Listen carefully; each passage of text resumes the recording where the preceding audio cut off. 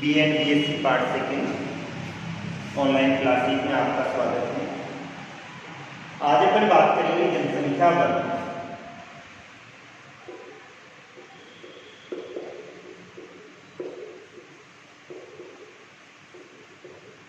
यानी जनसंख्या वर्गी किसे कहा जाता है। जनसंख्या वर्गी का तात्पर्य जनसंख्या परिवर्तन से होता है, अर्थात किसी क्षेत्र विशेष में एक निश्चित समय में जनसंख्या में होने वाला परिवर्तन ही क्या कहलाता है, जनसंख्या वृद्धि कहलाता है। यानी जनसंख्या वृद्धि का तात्पर्य क्या होता है, जनसंख्या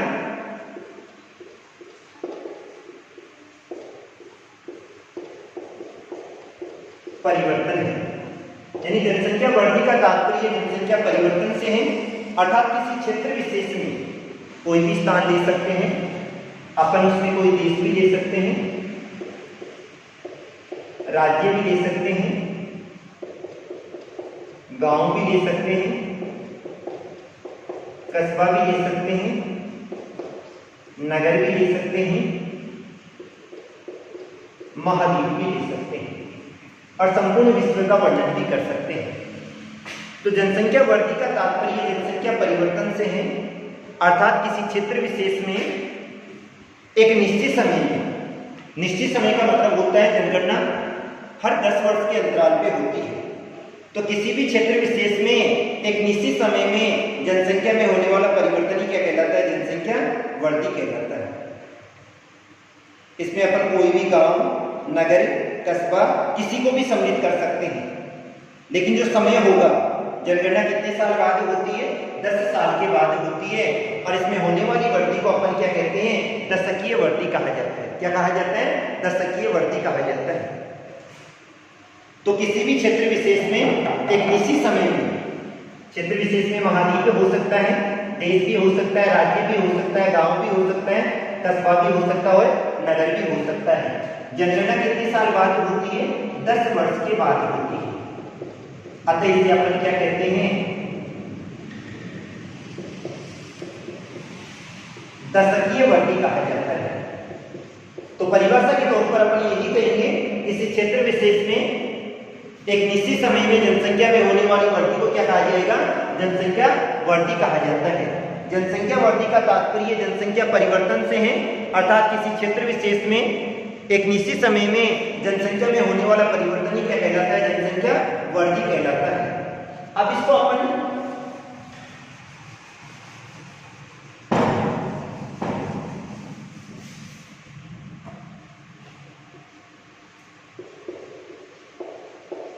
निरपेक्ष संख्या में भी मापते हैं और प्रतिशत दोनों में मापा जाता है। निरपेक्ष संख्या में भी मापा जाता है और प्रतिशत दोनों में मापा जाता है। निरपेक्ष संख्या का मतलब होता है, जैसे किसी क्षेत्र में पहले 500 व्यक्ति थे, उसी क्षेत्र में 200 का जन्म हो गया और 500 प्लस 200 कितने हो गए, 700 हो गए। वहां पे 50 व्यक्तियों की मृत्यु होगी और 30 व्यक्ति बाहर की ओर चले गए, तो 70 क्या हो जाएंगे, माइनस हो जाएंगे, अर्थात कितने बच जाएंगे, लास्ट में 630 बच जाएंगे। अर्थात कितने लोगों की वृद्धि हो रही है। तो जनसंख्या वृद्धि को अपन निरपेक्ष संख्या में भी लिया जाता है और प्रतिशत दोनों में व्यक्त किया जाता है। कितने लोगों की वृद्धि हो रही है, कितने प्रतिशत की वृद्धि हो रही है, तो निरपेक्ष संख्या में भी लेते हैं और प्रतिशत। जैसे अपन ने कहा पहले कितने थे, 500, अब कितने हो गए, 630 हो गए, अर्थात कितनी वृद्धि होगी, 2.4 की वृद्धि होगी। तो अपन इसको दोनों में लिया जाता है, निरपेक्ष संख्या में भी लिया जाता है और प्रतिशत दोनों में व्यक्त किया जाता है। अब जनसंख्या परिवर्तन के 3 घटक हैं। 3 घटक कौन कौन से हैं, जन्म दर है, मृत्यु दर है और प्रवास है। जनसंख्या परिवर्तन के 3 मुख्य घटक हैं और इन 3 घटकों में पहला जन्म दर आता है, दूसरा मृत्यु दर आता है और तीसरा क्या आता है, प्रवास आता है। जन्म दर तो किसे कहा जाता है, प्रति 1000 महिलाओं पर जन्म लेने वाले जीवित बच्चों की संख्या को क्या कहा जाता है? जन्म दर। जन्म दर प्रति 1000 महिलाओं पर जन्म लेने वाले जीवित बच्चों की संख्या को क्या कहा जाता है? जन्म दर कहा जाता है। प्रति 1000 क्या होगी? महिलाओं पर जन्म लेने वाले जीवित बच्चों की संख्या को क्या कहा जाता है? जन्म दर कहा जाता है। मृत्यु दर किसे कहा जाता है? प्रति 1000 व्यक्तियों पर मरने वालों की संख्या को क्या कहा जाता है? मृत्यु दर कहा जाता है।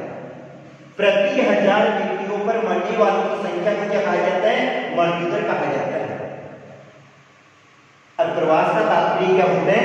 व्यक्ति के एक स्थान से दूसरे स्थान पर जाने की क्रिया, इसको प्रवास भी कहा जाता है, स्थानांतरण भी कहा जाता है और गमनागमन भी कहा जाता है। क्या कहते हैं? प्रवास भी कहा जाता है, स्थानांतरण भी कहा जाता है और क्या कहा जाता है? गमनागमन भी कहा जाता है। तो व्यक्ति के एक स्थान से दूसरे स्थान पर जाने की क्रिया को क्या कहा जाता है? प्रवास कहा जाता है। जन्म दर में अगर वृद्धि होती है तो जनसंख्या में लगातार क्या होती है? वृद्धि होती है। जन्म दर उच्च होगी तो जनसंख्या में क्या होगी?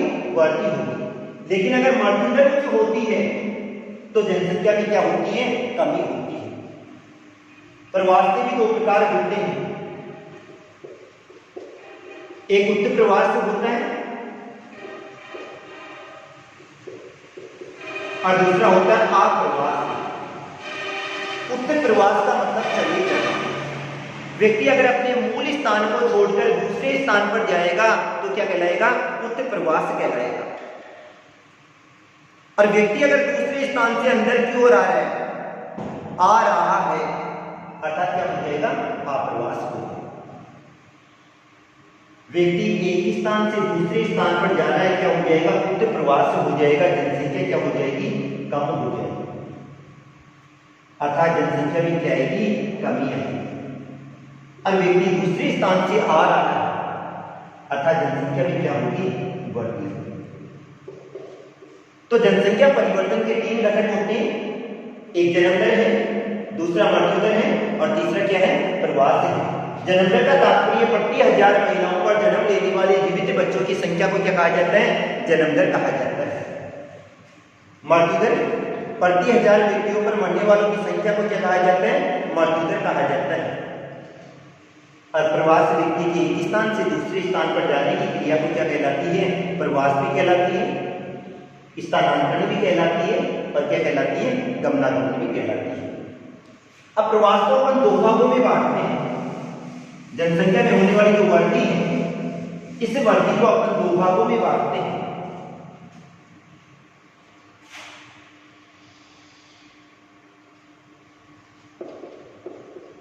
एक धनात्मक वृद्धि होती है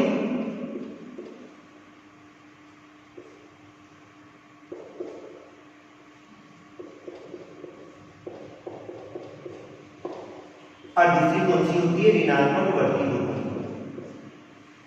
जनसंख्या में जो होने वाला परिवर्तन है इसको 2 भागों में बांटा जाता है, एक धनात्मक वृद्धि और दूसरी ऋणात्मक वृद्धि। धनात्मक वृद्धि को किसे कहा जाता है? जब 2 समय अंतरालों के मध्य जन्म दर उच्च होती है। जन्म दर क्या होगी? उच्च होगी। और मृत्यु दर क्या होगी? निम्न होगी। जब 2 समय अंतरालों के मध्य जन्म दर उच्च होगी, मृत्यु दर निम्न होगी, जनसंख्या में होने वाली वृद्धि को क्या कहा जाता है? धनात्मक वृद्धि कहा जाता है। जब 2 समय अंतरालों के मध्य जन्म दर उच्च होती है और मृत्यु दर निम्न होती है तो जनसंख्या में होने वाली इस वृद्धि को क्या कहा जाता है? धनात्मक वृद्धि कहा जाता है। ऋणात्मक वृद्धि किसे कहा जाता है? जब 2 समय अंतरालों के मध्य जन्म दर क्या होगी? निम्न होगी, मृत्यु दर क्या होगी? उच्च होगी। तो जनसंख्या में होने वाली इस कमी को क्या कहा जाता है? ऋणात्मक वृद्धि कहा जाता है। जब 2 समय अंतरालों के मध्य जन्म दर निम्न होती है और मृत्यु दर उच्च होती है तो जनसंख्या में होने वाली इस कमी को क्या कहा जाता है? ऋणात्मक वृद्धि कहा जाता है। इसके साथ में ऋणात्मक वृद्धि कब होती है? जब व्यक्ति एक स्थान से दूसरे स्थान में चला जाता है, क्या कर जाता है? प्रवास कर जाता है, तो भी जनसंख्या भी क्या हो जाती है? कमी हो जाती है। तो जनसंख्या में जो परिवर्तन होता है इसको दो भागों में बांटा जाता है, एक ऋणात्मक वृद्धि और दूसरा, एक धनात्मक वृद्धि और दूसरा ऋणात्मक वृद्धि। धनात्मक वृद्धि तो कब होगी? जब दो समय अंतरालों के मध्य जन्म दर उच्च होगी, मृत्यु दर क्या होगी? निम्न होगी। जनसंख्या में होने वाली वृद्धि को क्या कहा जाता है? धनात्मक वृद्धि कहा जाता है। जबकि अगर दो समय अंतरालों के मध्य जन्म दर निम्न होगी, मृत्यु दर क्या होगी? उच्च होगी, तो जनसंख्या में क्या हो जाएगी? कमी होगी। अगर व्यक्ति एक स्थान से दूसरे स्थान पे चला गया तो भी जनसंख्या में क्या हो जाती है? कमी हो जाती है। और जनसंख्या में इस कमी को ही क्या कहा जाता है? ऋणात्मक वृद्धि कहा जाता है।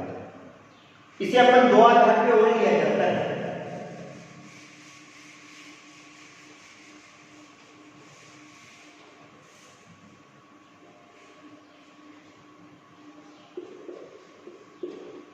एक प्राकृतिक वृद्धि होती है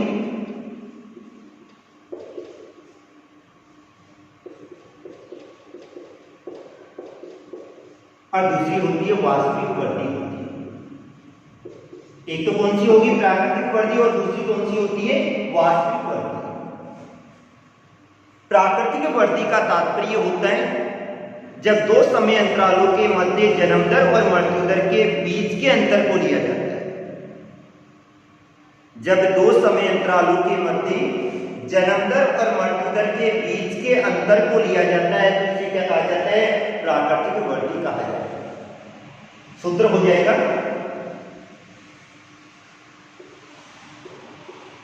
जन्म दर माइनस मृत्यु दर। तो जब दो समय अंतरालों के मध्य जन्म दर और मृत्यु दर के बीच के अंतर का अध्ययन किया जाता है तो इसे जनसंख्या की क्या कहा जाता है? प्राकृतिक वृद्धि कहा जाता है। वास्तविक वृद्धि किसे कहा जाता है? जब दो समय अंतरालों के मध्य जन्म दर और मृत्यु दर के अंतर के साथ ही उत्तर प्रवास और आप्रवास को भी सम्मिलित किया जाता है। कितने लोग बाहर जा रहे हैं, कितने लोग बाहर से आ रहे हैं। तो जब दो समय अंतरालों के मध्य जन्म दर और मृत्यु दर के अंतर के साथ उत्प्रवास और आप्रवास को भी सम्मिलित किया जाता है तो इसे जनसंख्या की क्या कहा जाता है? वास्तविक वृद्धि कहा जाता है। सूत्र क्या हो जाएगा? जन्म दर माइनस मृत्यु दर प्लस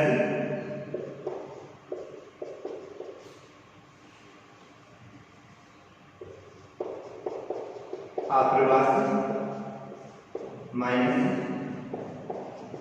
उत्तर प्रवास। आगे समझें। प्राकृतिक वृद्धि का मतलब होता है जब दो समय अंतरालों के मध्य जन्म दर और मृत्यु दर के बीच के अंतर को लिया जाता है जब तो जनसंख्या की क्या हो जाती है? प्राकृतिक वृद्धि हो जाती है। सूत्र हो जाएगा जन्म दर माइनस मृत्यु दर। लेकिन जब दो समय अंतरालों के मध्य जन्म दर और मृत्यु दर के अंतर के साथ उत्प्रवास और आप्रवास को भी सम्मिलित किया जाता है तो इसे जनसंख्या की क्या कहा जाता है? वास्तविक वृद्धि कहा जाता है। वास्तव में कितने लोगों की वृद्धि होगी? इसका सूत्र हो जाएगा जन्म दर माइनस मृत्यु दर प्लस आप्रवास माइनस उत्प्रवास। तो ये तो था जनसंख्या वृद्धि। अब विश्व जनसंख्या वृद्धि का अध्ययन करें।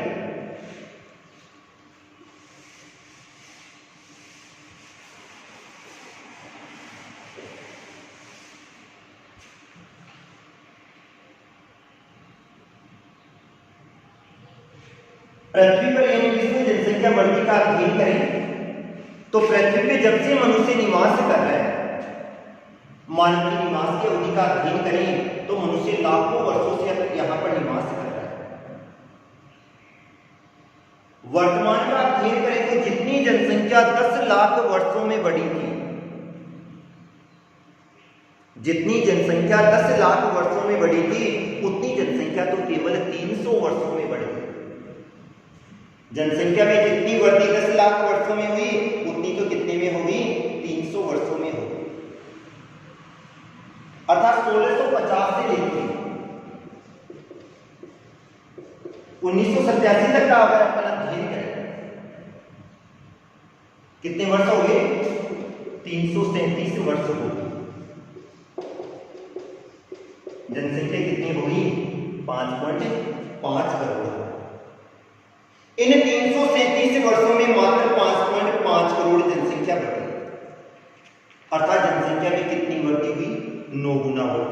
कितनी, 9 गुना बढ़ी। लेकिन पिछले मात्र 37 वर्षों का अध्ययन करें, ये तो कितने वर्ष हो रहे हैं, 337 वर्ष। लेकिन 37 वर्षों का अगर अपन अध्ययन करें तो केवल 37 वर्षों में जनसंख्या कितनी होगी, दुगुनी होगी, अर्थात डबल वृद्धि हो रही है। 20वीं शताब्दी में जनसंख्या में तीव्र गति से वृद्धि हुई थी और इस समय जनसंख्या की वास्तविक वृद्धि दर 2% क्या थी, वार्षिक। एक वर्ष में जनसंख्या में कितनी वृद्धि हो रही है, 2% की वृद्धि हो रही है। अर्थात 1750 से लेकर 1850 का अगर अपन अध्ययन करें तो जनसंख्या में मध्यम गति से वृद्धि हो रही है।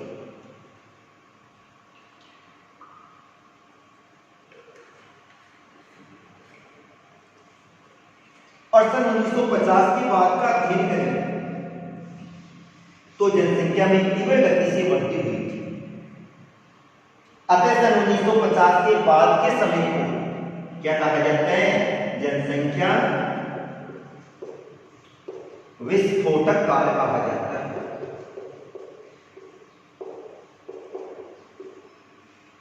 इन 1950 के बाद का अध्ययन करें तो जनसंख्या में तीव्र गति से वृद्धि हुई थी और जनसंख्या में तीव्र गति से वृद्धि होने के बाद में इसी काल को जनसंख्या का क्या कहा जाता है, विस्फोटक काल कहा जाता है। अर्थात जब से मानव का जन्म हुआ था, जब से लेके आज तक का अगर अपन अध्ययन करें तो प्राचीन समय में जन्म दर भी उच्च थी और जन्म दर उच्च होने के साथ में मृत्यु दर भी क्या थी, उच्च थी। अतः जनसंख्या भी क्या हो रही थी, न के बराबर बढ़ती हो रही थी। इसे जनसंख्या का स्थिर काल भी कहा जाता है क्योंकि जनसंख्या में वृद्धि नहीं हो रही। समय बीतने के साथ में स्वास्थ्य संबंधी सुविधाओं का विकास होने लगा और जन्म दर तो उच्च रह गई, लेकिन मृत्यु दर में क्या आने लगी, कमी आने लगी और धीरे धीरे जनसंख्या में क्या होने लगी, वृद्धि होने लगी। समय बीतने के साथ में स्वास्थ्य संबंधी सुविधाओं में और भी विकास हो गया और लोगों ने परिवार नियोजन के कार्यक्रमों को नहीं अपनाया। अतः जन्म दर तो ऊंची रही और मृत्यु दर निम्न हो गया और जनसंख्या में क्या होने लगी, तीव्र गति से वृद्धि होने लगी। अतः इस समय इस काल को क्या कहा जाता है, जनसंख्या का विस्फोटक काल कहा जाता है। अब बात आती है जनसंख्या वृद्धि के कारण।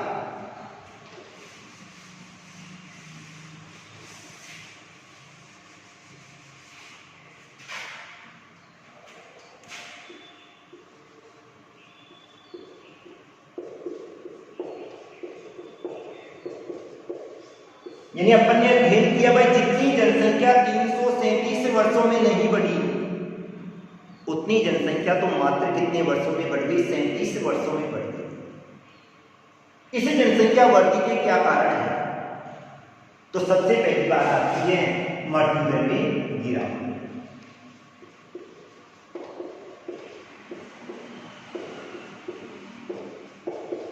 मृत्यु दर में कमी है, गिरावट, अर्थात स्वास्थ्य संबंधी सुविधाओं के विकास के कारण से लगातार मृत्यु दर में क्या हो रही है, कमी आ रही है। संक्रामक रोग पहले अधिक होते थे और जब संक्रामक रोग अधिक होते थे तो लोग मरने की प्रवृत्ति अधिक होती थी क्योंकि उस समय का अध्ययन करें तो स्वास्थ्य संबंधी सुविधाओं का विकास नहीं हुआ था। अतः स्वास्थ्य संबंधी सुविधाओं के विकास के कारण से इन संक्रामक रोगों पे निजात पा लिया और जिसके कारण से मृत्यु दर में क्या हुई, कमी आ गई। जन्म दर तो ऊंची थी, मृत्यु दर क्या हो गई, कम हो गई। तो जनसंख्या में अपने आप ही क्या होगी, बढ़ती है। दूसरी बात आती है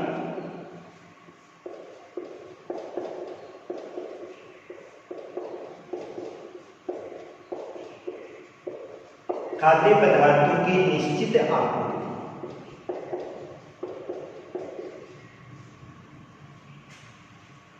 जनसंख्या में वृद्धि कब होगी, जब प्रत्येक व्यक्ति को खाद्य सामग्री उपलब्ध हो जाएगी।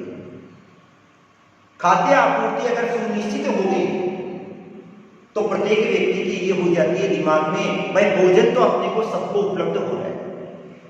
और जब सभी व्यक्तियों को भोजन उपलब्ध हो जाएगा, खाद्य आपूर्ति सुनिश्चित हो जाएगी, इसका मतलब जनसंख्या में अपने आप ही क्या होने लग जाएगी, वृद्धि होने लग जाएगी।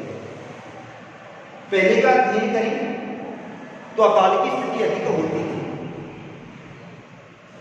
और जब अकाल होता था तो मृत्यु दर क्या होती थी, अधिक होती थी।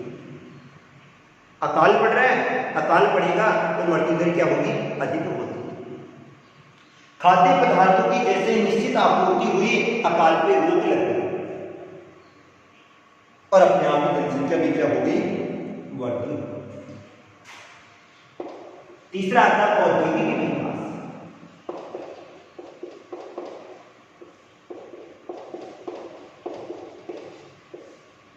मानव के व्यवसाय का अध्ययन करें तो प्राचीन काल में मनुष्य आखेट करता था, संग्रहण करता था, यानी या तो शिकार करता था या जंगलों में जाकर वहां से कंद मूल फल को इकट्ठा करता था। समय बीतने के साथ में मानव ने अपने व्यवसाय में क्या किया, परिवर्तन किया। और जैसे ही मनुष्य ने अपने व्यवसाय में परिवर्तन किया, उसको रोजगार के साधन उपलब्ध हो गए। मानव कृषि करने लगा और विकास हुआ, उद्योगों का विकास हो गया। और जहां पर लोग उद्योगों में कार्य करते हैं, प्रति व्यक्ति आय में क्या हो जाती है, वृद्धि हो जाती है। और जैसे ही प्रति व्यक्ति आय में वृद्धि हुई, व्यक्ति का जीवन स्तर उच्च हो जाता है और अपने आप की जनसंख्या में क्या होने लग जाती है, वृद्धि होने लगती है। अर्थात निश्चित रोजगार की आपूर्ति हुई और जनसंख्या में क्या होगी, वृद्धि होगी। तो उद्योगों का विकास हो गया। इसके साथ आता है वैज्ञानिक प्रगति। चौथा अपना पॉइंट आता है वैज्ञानिक प्रगति। वैज्ञानिक प्रवृत्ति का मतलब होता है, अपन ने कह दिया, आवश्यकता आविष्कार की जननी होती है। सही है, अपने को किसी वस्तु की आवश्यकता पड़ रही है, अपन ने आविष्कार कर लिया। वर्तमान युग को अपन वैज्ञानिक युग कहा जाता है और वैज्ञानिक युग में नए नए आविष्कार होते हैं। और जब वहां पे नए नए आविष्कार होते हैं तो मानव का जीवन सुख समृद्ध हो जाता है।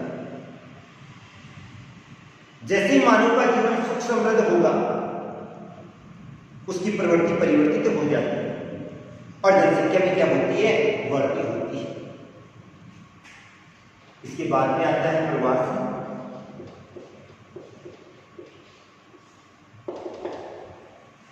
व्यक्ति अगर एक स्थान से दूसरे स्थान पर जा रहा है, प्रवास के दो पक्ष होते हैं, एक उत्प्रवास होता है, दूसरा आप्रवास होता है।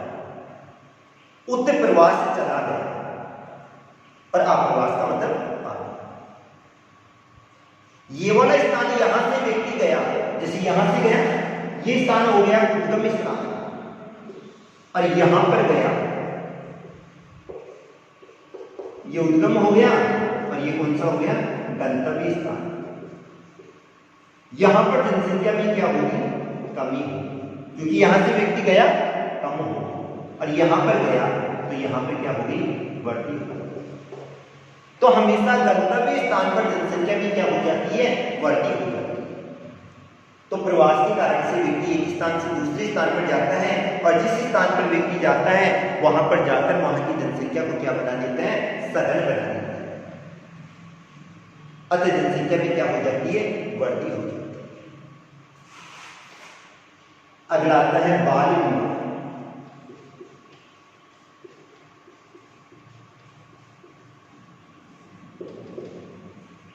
विवाह अधिनियम के आधार पर गवर्नमेंट ने एक निश्चित आयु कर रखी है और इसमें लड़की की उम्र तो कितनी होनी चाहिए, 21 वर्ष से अधिक, और लड़की की 18 या 18 से क्या होनी चाहिए, अधिक होनी चाहिए। अगर इससे कम उम्र में विवाह किया जाता है तो उसे क्या कहा जाता है, बाल विवाह कहा जाता है। अगर व्यक्ति की शादी अगर 21 वर्ष या 18 वर्ष, लड़की की 21 वर्ष है और लड़की की कितनी है, 18 वर्ष है, अगर इससे निम्न आयु वर्ग में की जाती है तो इसे क्या कहा जाता है, बाल विवाह कहा जाता है। और बाल विवाह के कारण से संतानोत्पत्ति काल में क्या हो जाती है, वृद्धि हो जाती है। संतान उत्पन्न करने की जो समयावधि है उसमें क्या हो जाती है, वृद्धि हो जाती है। और जब उसमें वृद्धि होगी तो जनसंख्या में अपने आप ही क्या हो जाएगी, वृद्धि हो जाएगी। तो बाल विवाह के कारण से संतानोत्पत्ति काल में वृद्धि हो जाती है, और जब संतानोत्पत्ति काल में वृद्धि होती है तो जनसंख्या में क्या हो जाती है, वृद्धि हो जाती है। सातवां आता है परिवार नियोजन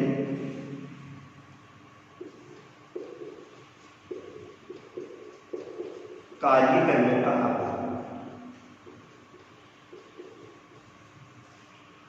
भारत जैसे देश का अध्ययन करें तो लगातार जनसंख्या में वृद्धि हो रही है, और जनसंख्या में वृद्धि होने के कारण से सरकार कठोर कदम उठा रही है।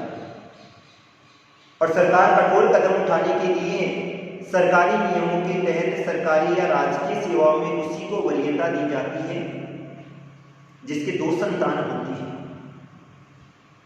इस हेतु अनेक परिवार नियोजन कार्यक्रमों को अपनाया जाता है। लेकिन वर्तमान में यहाँ पर भारत जैसे देश में शिक्षा की कमी पाई जाती है,